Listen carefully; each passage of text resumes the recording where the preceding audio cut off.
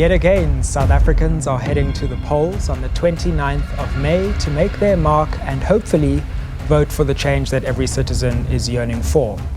Whether those individual choices at the ballot will yield the desired political results for the voters is left to be seen. South Africa's political landscape has gone through massive reform since the introduction of coalition governments following the 2006 local government elections. Hung councils have become a norm, necessitating many growing multi-party agreements. Good evening, welcome to Unfiltered. I'm your host, Sizwe Mpofu Walsh. There's been much criticism of coalition pacts which have been blamed for corruption, chaos and instability across municipalities, resulting in the collapse of several local governments. And with an unprecedented number of new political entrants on this year's voting ballot, it seems coalition governance has further cemented its place in South African politics. Office bearers have also been accused of cadre deployment and loyalties to their own parties at the expense of service to we, the citizens. So tonight we ask, are coalition agreements good for South Africa? And let's welcome our guests this evening. Prof. Susan Boyson is Research Director at the Mapungubwe Institute for Strategic Reflection. We also have the spokesperson for the German Embassy in South Africa, Dr. Christopher Schmidt, as well as the Chief of Operations at the South African Local Government Association, Lance Joel. Remember, you're welcome to join us via X using @Unfiltered SABC. So let's embark on our conversation and our discussion. Prof. Boyson, let's start with you. Could you give us a sense of whether coalition governments are growing in South Africa, whether we're seeing more of them or less of them over time? Certainly they are not an unknown phenomenon in South Africa. We can think back to 1994, that government of national unity was one of the highest forms of coalition government that one can find. Yeah. And yes, we have at the local level, around the mid-20s to 30 over several local government elections. And of course, in 2021, that number escalated quite dramatically. So that is already an indication that that is growing. And then we know so many forecasts, so many polls, some better than others, but there's roughly consensus in the run-up to this year's national and provincial elections that there is a good chance that the ANC may not make the 50% outright majority cutoff point, and several other provinces, especially KwaZulu-Natal and Gauteng, probably neither. So it is undisputed that it is a growing phenomenon. And of course it goes together with the phenomenon of these changing political tectonic plates in South Africa. The ANC gradually at a staggered, curved style, moving away from majorities. Sometimes there have been a little inclines in support again, but gradually going down and not recovering all of the support. And so sooner or later, even if it could, small chance, but could still escape coalition status this time around or ceding an outright majority, I think the writing is on the wall. Sooner or later, it's going to be at national level as well. So, and yes, that makes this such a pivotal moment in South African politics. Mr. Joel, Prof. Boyson has explained, and we don't often think about the government of national unity as a coalition, but of course it was. And Prof. Boyson has painted a picture of increasing coalition governments. After the 2021 election, we saw more local coalition governments than ever before.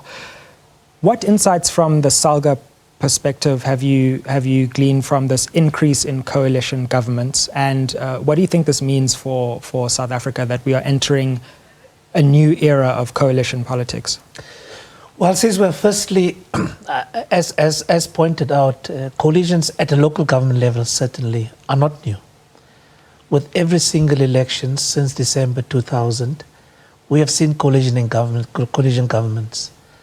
Of course, some provinces, particularly KZN and Western Cape, has featured quite highly with every single local government election. And with the last local government election, we've now seen Gauteng entering the fray, sitting with currently 10 out of the 11 municipalities being governed through a coalition.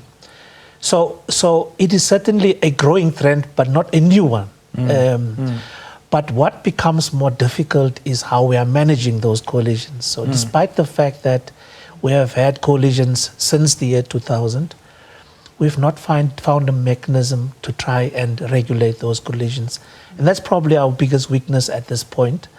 We certainly hope that by the time we get to 2026, which is the next local government elections, there would be some form of regulation so that the rules are clear, the playing ground is drawn, and we're able to see some sort of certainty getting into a coalition governments. Currently, the rules are made up as we go along, and I think that creates more confusion within the local government space.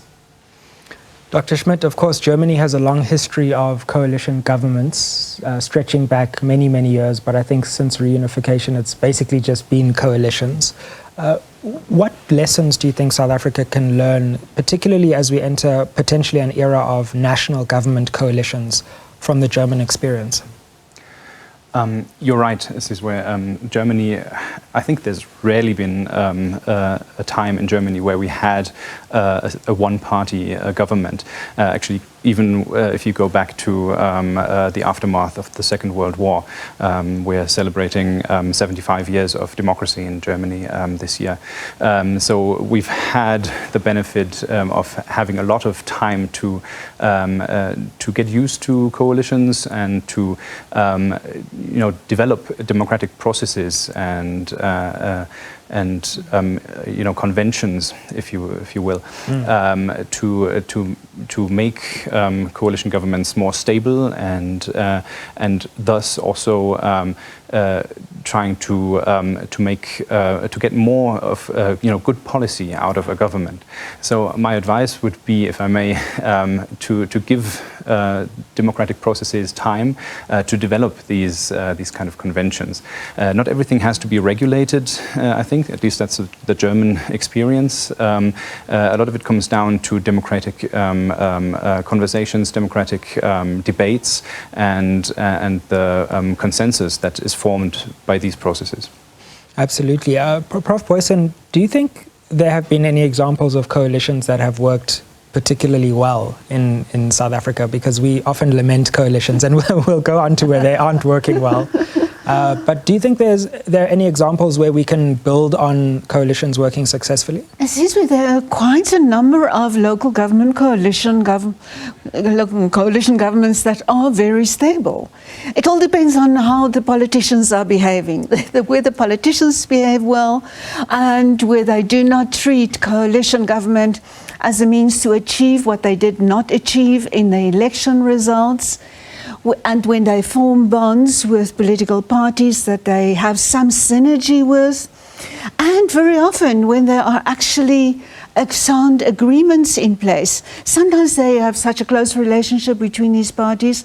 I think, for example, Democratic Alliance and the Freedom Front in quite a few other local municipal governments, they have very stable, undisputed governments in place.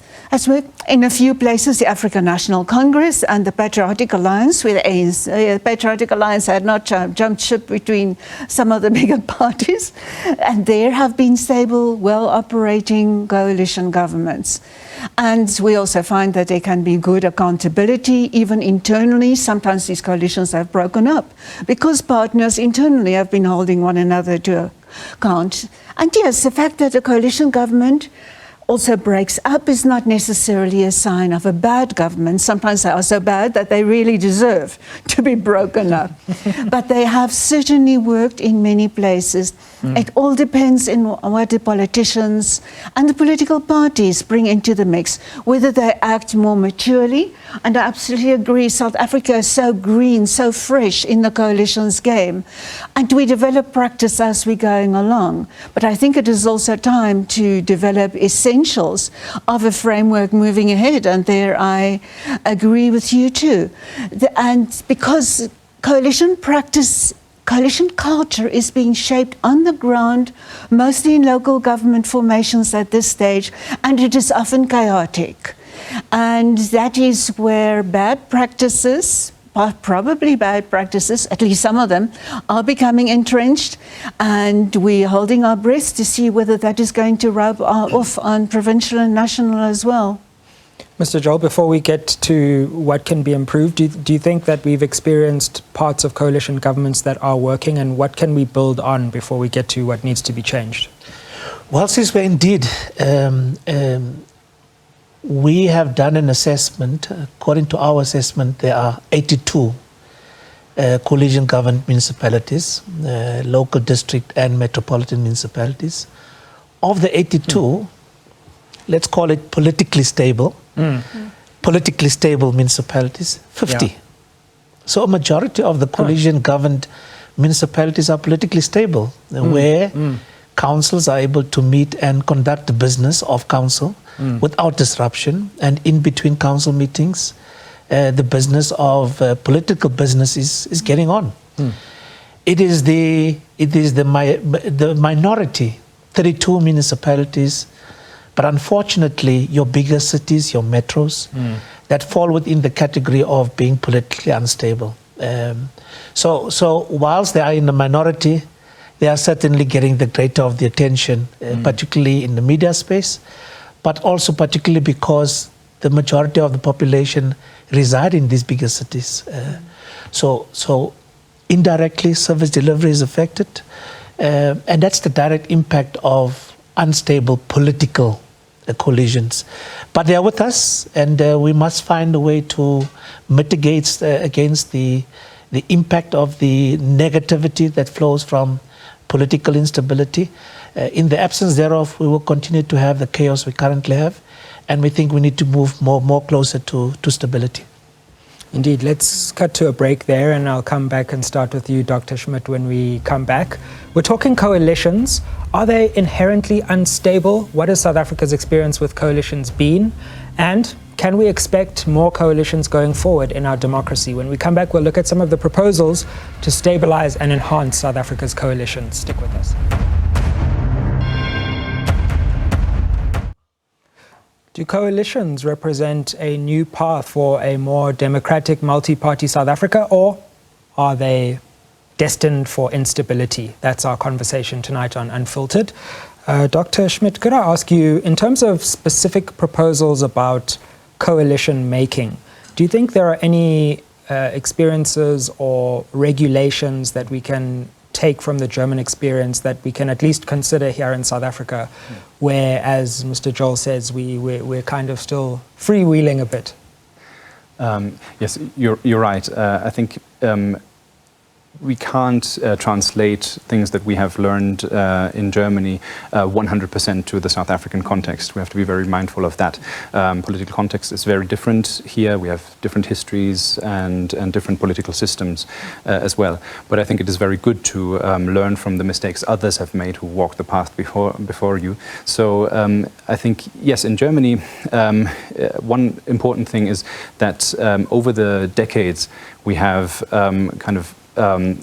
come to a culture of consensus and a culture of compromise. That is a very important ingredient for coalitions.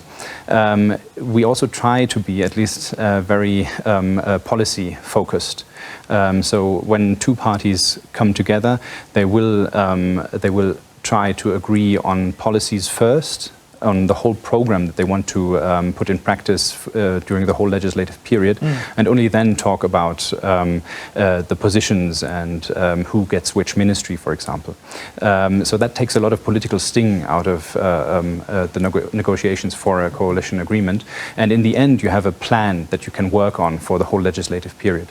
And then we also develop mechanisms for dispute resolution. For example, we have something called a coalition committee, Koalitionsausschuss, where the party leadership of the parties involved, and also on the national level, for example, the chancellor and the heads of the political parties in parliament come together and talk about disputes where they arise, but also try to find consensus on new issues that weren't foreseen during the coalition negotiations.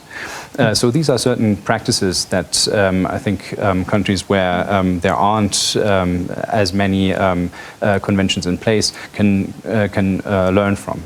Absolutely. Before we continue with our panel, let's take a look at what you've been saying on social media. And I believe there's a healthy debate growing on X. Mzavugile says coalition agreements are not good for SA because the politicians are not good. They are in these agreements to serve their own interests, not the interests of the people they claim to represent. We are being led by people who are power hungry. And I think we have one more. That's Ntako says, yes, they are good for South Africa. That's coalition agreements. However, the current laws aren't directly making it work for us. Coalition leaders won't be able to steal the money as the one will monitor the other. Wow, we we hope so. Mr. Joel, can I ask you to respond to what has been said, but also to build on Dr. Schmidt's point about what specific regulations we can put in place? I know Salga has been very vocal recently about the way we need to build a more elaborate framework around coalitions. What do you think that should look like? Well, firstly, I think there were very interesting comments on the social media, and it's wanting one to respond. But let me come back to the point. Yeah. Firstly, I think there are a few things we could learn from the Germans and the German experience. The first one is that I think the most critical part of coalition governments is the formation of a coalition. Right. That first 14 days, because currently the law says that absolutely once the election results are announced, you have 14 days within which to call the first council meeting, which essentially elects the mayor, the speaker, etc. Those 14 days are not sufficient to be able to come up with what is a coalition agreement, which would, amongst others, ensure that all of the parties would have indicated what they would want done as part of the coalition agreement. So the first thing is there's not sufficient time. And a proposal that has been made is that perhaps we should, for coalition government municipalities, we should extend that period and make it much longer. That would allow for sufficient consultation and engagement between political parties. So that's the first thing. The second thing. Could I ask you on that? Yeah. How long do you think would be a good time? 14 days is too short. I'll come to Germany, which spent 6 months negotiating a national government. Where do you think the right balance is? Look, we don't want a vacuum for too long. So anything up to 6 weeks is probably a reasonable time, because what we must also keep in mind is that at the time, services must continue. So there must not be a stop to municipalities delivering services. But then you require an administration that could run with the affairs of the municipality within that vacuum 6-week period. Yeah. So it shouldn't be too long, but not too short. That gives us the current difficulties that we have. And secondly, is one of the issues we prefer, which is also being discussed at the policy level, is should we not allow the party with the highest number of seats in a council to start the negotiation process? Right. Because so currently it's a free-for-all. Sure. Even the smallest party starts coalition discussions. Right. And that doesn't mean they necessarily have to lead the coalition at the end, but they initiate the conversation. They start the conversation so that at least there's a bit more certainty who starts the process. And it's a bit more controlled. Right. But currently it's haggling, and the biggest winners, unfortunately, has been the smaller parties. And those with the highest number of seats have been left in the cold. We have seen that in many of the unstable municipalities. So those are some of the things that are emerging that we could do. But to respond to one of the comments. Can we come back to that, because you've already put two very interesting proposals on the table, and I want to get Prof. Boyson's view on that, because from our conversation so far, one thing that's come out is that early period and the maturity that parties show, but also the regulations around it.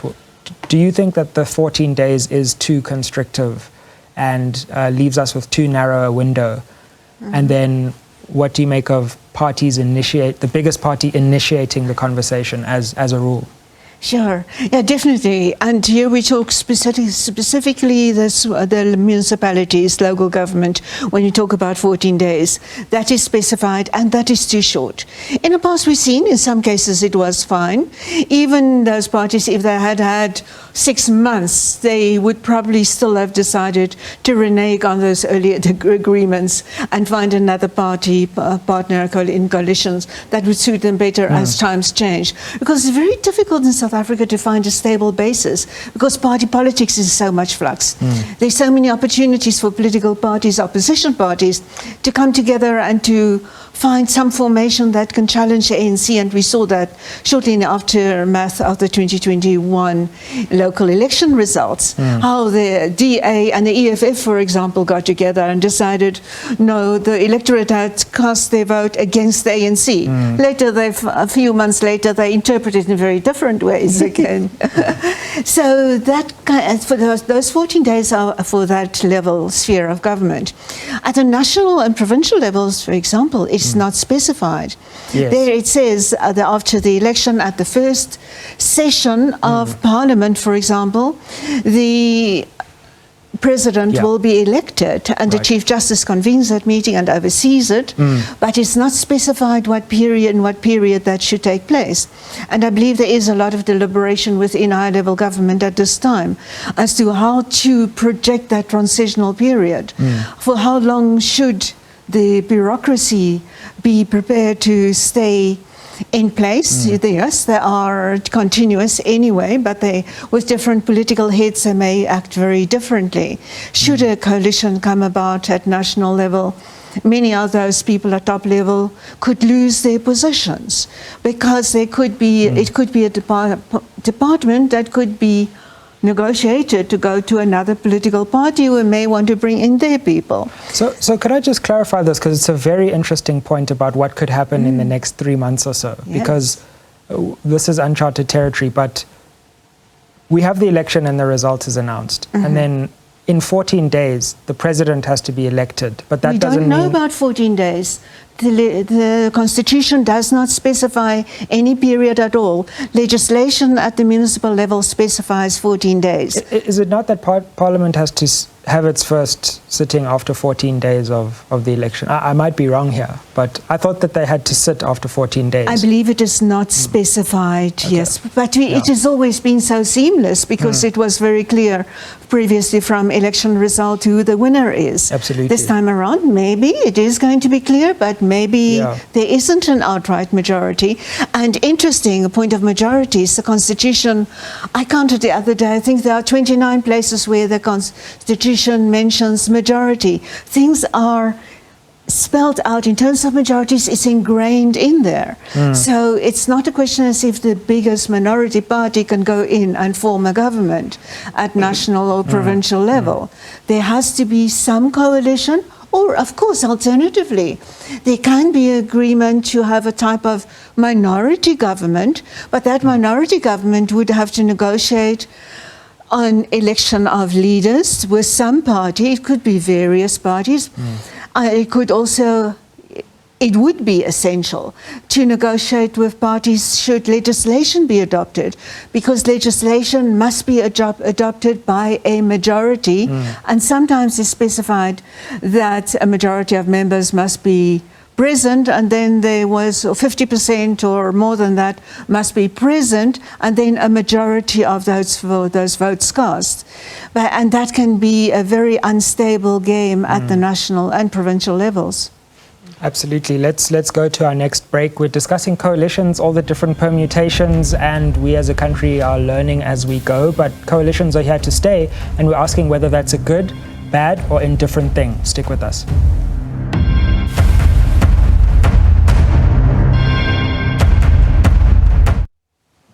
Welcome back to Unfiltered. South Africa is entering uncharted coalition territory, and tonight we are exploring exactly what this means for our country, particularly if coalitions which are already a fixture at the local level become a fixture at the national level. Dr. Schmidt, before we went to a break, we were looking at some of the proposals for coalitions. We had some interesting proposals about timeframes and dates. We've looked to Germany for inspiration, but there are some ways that we might look to Germany maybe with some trepidation. 6 months to form a national government in 2017, I believe. One problem with regulating coalitions may be that we don't have the flexibility to move, that things can get lost in a certain kind of inertia. What do you think are the things we can learn from Germany that maybe haven't gone right? Yes, that's what I was referring to earlier. It's always good to learn from other people's mistakes. Indeed, But difficult to ask a diplomat what went wrong in their country, but please feel free. Yeah. No, yes, I have to. I have to say, our national leaders aren't all nutheads who can't agree on anything. So there were specific reasons why it took so long back in 2017, 2018. There were, we structure our coalition negotiations quite stringently. So first, after the election results, when it has become clear that not one single party has won an outright majority, there will be talks about talks. So parties will talk to each other, see where possible areas for cooperation might be. And if 2 or in that case 3 parties in Germany come to the conclusion, okay, we might find together in detailed negotiation, only then will they start these detailed negotiations. And back then, it was this negotiation process was already quite advanced when one party pulled out. And then the process had to start from the beginning. Right. So I think we can safely say that the 14 days period would never work for us in Germany. But I think that's not a bad thing. As long as you have a functioning civil service that keeps things going. In Germany, is, for example, the case that the outgoing government will remain in power on a caretaker basis. Right. So interesting. Okay. So there won't be any power vacuum of any sort. So things will keep moving, and services will be delivered, etc., etc. And then the formation of a coalition is a political process, and we want to be sure that the parties who negotiate and who find together in a coalition will remain in this coalition for the whole period until the next elections. Right. So we have to give these discussions, these negotiations time for them to be able, for the parties to be able to find a long-lasting consensus. Absolutely. They say measure twice, cut once. So maybe that's what happened in 2017. Let's take some social media comments. We seem to have many this evening, and Kakapa says, coalition governments aren't African practices. No wonder we do so bad in such administrations. Coalitions will never thrive in Africa as we are misled by criminals whose only interest is to loot state resources. It's all about who gets what during negotiations, unfortunately. And I think we have another one from Opinionated. Oh no. The answer is a big no. Look how disastrous it went, so many finger-pointing, no one wants to take accountability, and the sabotage from the national government made it worse. And another one from Delo says, our leaders, no, I'm wrong, people occupying positions of leadership in the Republic are not that matured to work together. The status of municipalities governed by coalition agreements are, for lack of a better word, embarrassing. Service delivery is at its worst, a big no. Right, so that was our last social media comment. Mr. Joel, I can't ask the diplomat to respond to such political statements, so I have to come to, is Salga allowed to venture here? Well, Sizwe, certainly, I think there are 2 things that it comes across when one looks at the comments. Firstly, there's reference in the first few comments, there's reference to law. There's no law that regulates coalitions. In fact, you won't find the word coalition at a local government level, you won't find it in any legislation. Wow. You're unlikely to find it in national legislation either. So the fact that we don't have the law has allowed the free for all. So when people talk about it's more about personal interest than the interest of the people, it's because we have allowed it to be unregulated. I agree, you can't regulate everything. We would not be able to put law in place to address every single weakness that emerges from coalitions. But I think we must make an attempt to deal with the biggest ones. Sure. And at this stage, the biggest ones is to firstly ensure that there is certainty on how coalitions are formed. But secondly, you also create sustainability of those coalitions, because if you create a coalition that is going to collapse a week later, you are just repeating the coalition discussions and prolonging instability. So when we say that, for instance, following what the Germans are doing as an example, that parties go to the polls with a manifesto and emerges from an election with a mandate now, not to one party, there's no outright winner, to a few parties. It would be incumbent for those parties to have a conversation about what can we bring to the table that is from our manifestos. Especially when some of the manifestos are actually repeating the same thing. Because people have bought into the manifestos based on the promises made. The difficulty is post the elections, political parties go into a corner, an office hopefully, and they then decide on how to share the spoils. And it's less about the promises made, it's more about how do we ensure that we allocate to ourselves.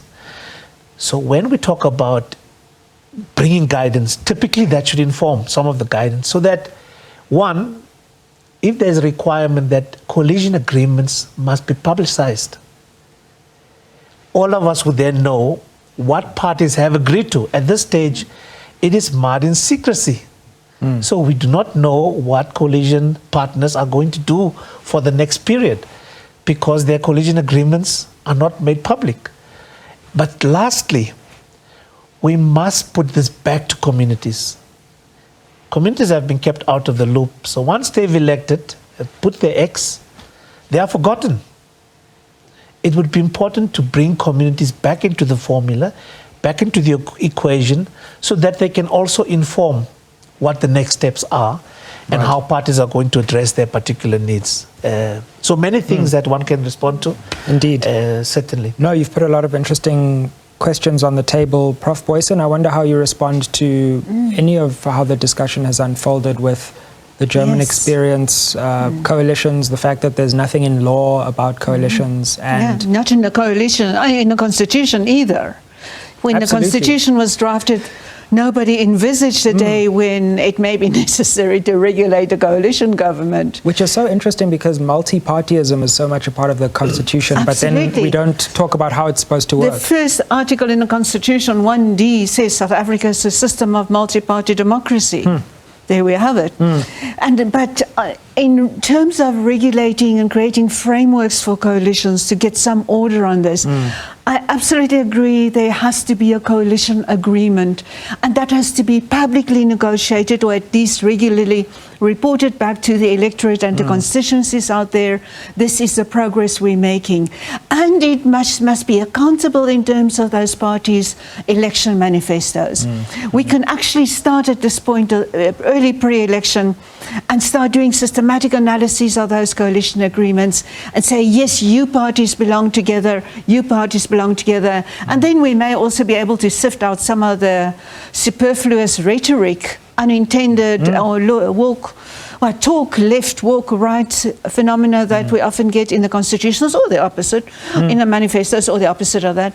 So those have to be there, they have to be public. It is not possible, and I agree, we must not try to regulate and legislate everything. The political parties won't, they will find ways around it anyway.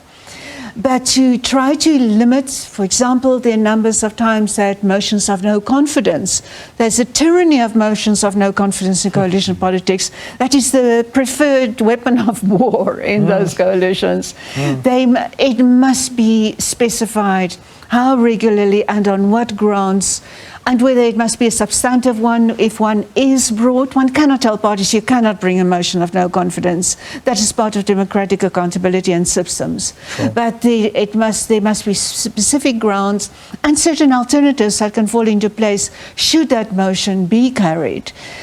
So these are starting points in terms of just form those agreements.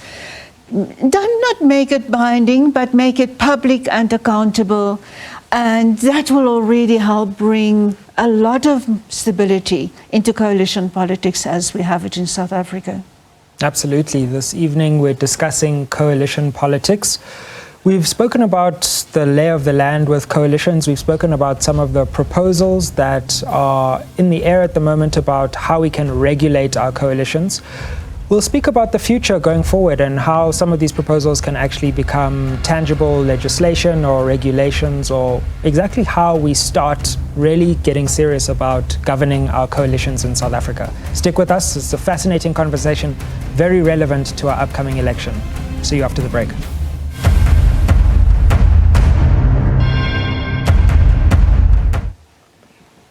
Welcome back to Unfiltered. We are entering the coalition era of South African politics, if we aren't already there. And this evening we're exploring exactly what that means, whether that's a good or a dangerous thing, and what lessons can be learned from experiences in local government and indeed internationally that can help guide our country down the path towards stability in coalitions. Dr. Schmidt, in the break we were talking about a proposal in Germany about motions of no confidence and how they can't be abused perennially where you have the prospect of unstable coalitions. Can you take us through the constructive motion of no confidence idea, because it could be an interesting one for South Africa?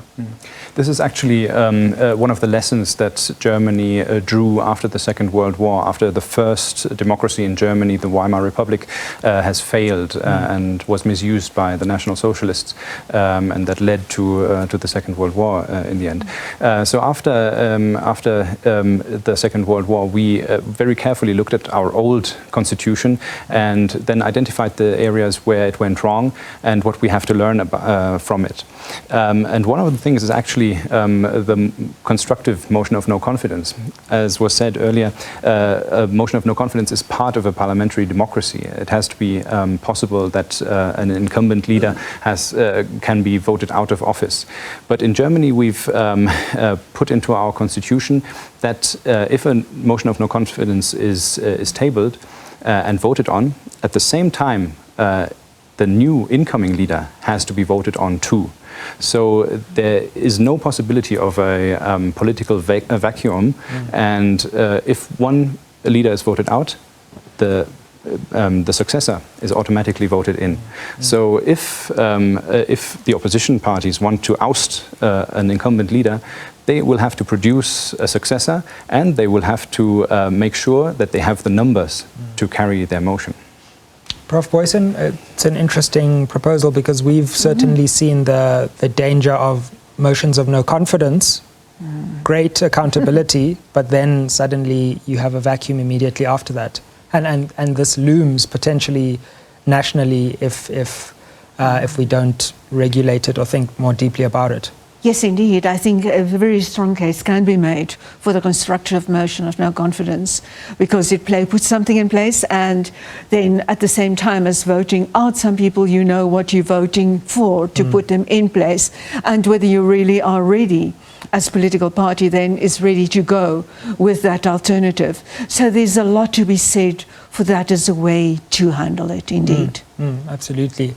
Mr. Joel, we've had some experiences in local government which would suggest motions of no confidence, for all their importance, are often a source of instability. Yes, I mean, certainly, Cesar, what we want is predictability, firstly, certainty, and remove a vacuum. Quite often we don't think about the impact of a successful motion of no confidence. If you remove the mayor, the mayoral committee is no longer in existence, meaning that there is no one that is politically leading functional areas within the municipality. And you must wait for that next meeting, whenever it's going to take place. By the way, the law does not say when that meeting must take place. Oh my goodness. It only talks about 14 days for the first meeting. Oh, but the next one can After happen that, there's no time limit. Oh there's no gosh. time limit placed on it, so you have to look at what happened in Tshwane. Look at what happened in the city of Johannesburg. The vacuum that was created with the removal of the executive mayors in both instances, and mayoral committee members losing their seats as MACO members. And then look at quite the opposite in Ekurhuleni. A motion of no confidence in an executive mayor, and then there was uncertainty, there was a vacuum, and with the next meeting, the very same person that was removed was then again elected into that position again. So it created uncertainty in a space where we could have, using the constructive motion of no confidence, could have created certainty, but also manage the processes that would link to a motion of no confidence, so that you remove a mayor, but in the same breath, you replace such a mayor, so that the next day, service delivery continues. But I should also make the point, it may sound very controversial, Sizwe, but we like that political stability does not also mean excellence in the delivery of services. And we must draw that distinction. Even where you have politically stable municipalities, doesn't necessarily mean that service delivery is at its best. But what it certainly does, it creates governance certainty, political certainty. Council is able to do what it's responsible of doing. Yes, they may be lacking on other elements for various other reasons, but we must draw a distinction between political stability and the delivery of services on the other end. Absolutely, absolutely. And I'll say it, and I won't ask any of you to respond, but I think there's a sense in which we as citizens feel like we have to choose between an unstable coalition and a strong government that just doesn't deliver anyway. And I think hopefully as a country we can move towards stable coalitions which deliver, or full majority governments that deliver at the end of the day. But it's an important distinction to draw, because there's a difference between noise and instability as well. Let's take some social media comments, because our conversation tonight is generating all kinds of reactions. So His Majesty says they can't work. We have too many. His Majesty is talking about coalitions, which I find ironic. We have too many political parties that are funded by capitalism. A piece of legislation to work on probabilities can help, i.e. if Party A gets 49%, then they occupy important portfolios. B, 30%, medium percentage occupy mid-level portfolios, and C, 20% lower-level portfolios. These levels are KPI dependent based on citizens' immediate needs. Thanks, Sizwe, for that. And another one from Sizwe says, government researchers know which departments hold more weight in terms of administration and can divide them in terms of levels to make sure there is order in coalition government allocation of work across the board, national and provincial legislatures. So that was the last tweet. Your thoughts, any reaction or thoughts that spring to mind from some of the social media comments? I think our experience in Germany is that you can't really over-regulate or regulate political processes. Coalition governments are, I think, a very, very natural phenomenon in a multi-party democracy, especially when it has proportional elements in it. So as soon as one party doesn't get an outright majority, the will of the voters, the election result, has to be somehow translated into a working, stable coalition government. And that is the challenge, and that is for the parties to figure out. I think it's in the end the parties that have to develop these mechanisms and find ways of how they can get together and to deliver services to the people in the country.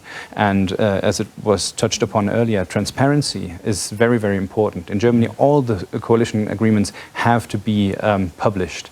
And that is a way that the electorate is then able to hold the government accountable.